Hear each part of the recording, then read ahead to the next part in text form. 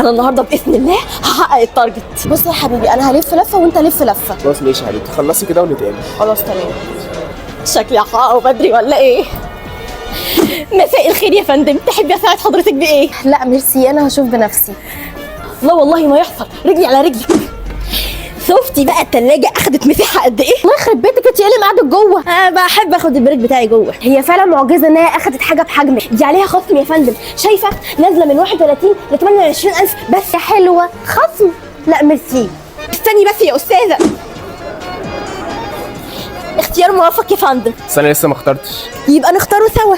الساسة دي نازلة من 18 ل 14، ها نروح نحاسب عليها؟ بصي هي حلوه بس بسبب الثلاثه دي مش عايزها، شكرا. ده تنمر ده يعني ولا ايه؟ جايز.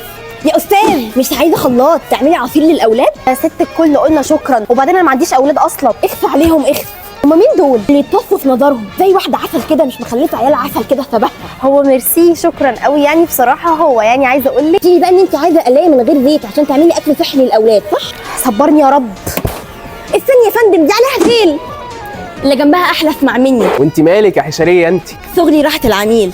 بس انت قرفتيني من الصبح. تهيألك يا فندم، ده انا بوفر لك، عشان كده سعرها نازل من 19 ل 13,000 بس. لا مش معقول بجد. طب اسال بره ومش هنختلف في السعر، دي ما بتضيعش الثربات يا استاذ. قلت لي بقى جوزك بيخونك ليه؟ بيخوني؟ للاسف كان بيبصبص لعيون البوتاجاز.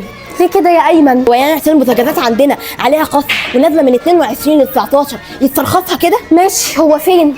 استني بس، ده اسعاف ذاتي زي حضرتك. يا رب ما تكون سمعتني يا استاذه. هتفضل كده تلف وتدور كتير؟ يا فندم حضرتك بتكلميني؟ لا خالص، بكلم الميكرويف. بحسب. تعرف ان الاموره دي عليها خصم نازله من 8 ل 6,000 جنيه بس. لا مش عايز اعرف، شكرا. معلش، هيلف يلف ويرجع يشتريكي. ايه يا حبيبي؟ اخيرا يا حبيبي لقيتك. مالك يا حبيبتي، في حاجه؟ انت هربانه من حد؟ لا اقصد هي جات لك؟ مين دي؟ يا حبيبي اللي احنا بنهرب منها. اهرب من مين؟ شافي كده في ايه؟ مالك؟ مساء الخير. اهربي اهربي. استنوا بس، كنت هقول لكم عرض التقسيط. دلوقتي تقدر تقسط اي منتج من منتجات العربي على 18 شهر بس، او 24 او 6 شهور، من غير مقدم، من غير فوائد، من غير مصاريف اداريه، من بنك مصر او البنك الاهلي او البنك السي اي. يلا مالهمش في طيب نصيب.